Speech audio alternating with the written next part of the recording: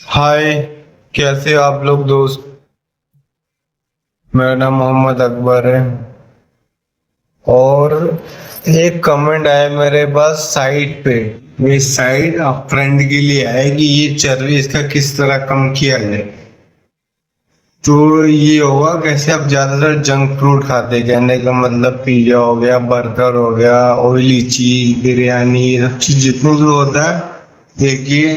दूसरा लोग और ये सब खाने के बाद तुरंत पेप्सी या पानी लोग पी रहे हैं, उससे बहुत ज्यादा ये इफेक्ट कर रहे हैं।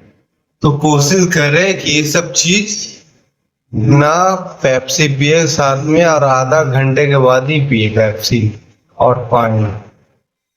आप ये करेंगे तो आपका ज्यादा पेट निकलेगा नहीं। आज के लिए इतना, बाकी नेक्स्ट वीडियो में मिलते हैं। अल्लाह हाफिज़, जय हिंद।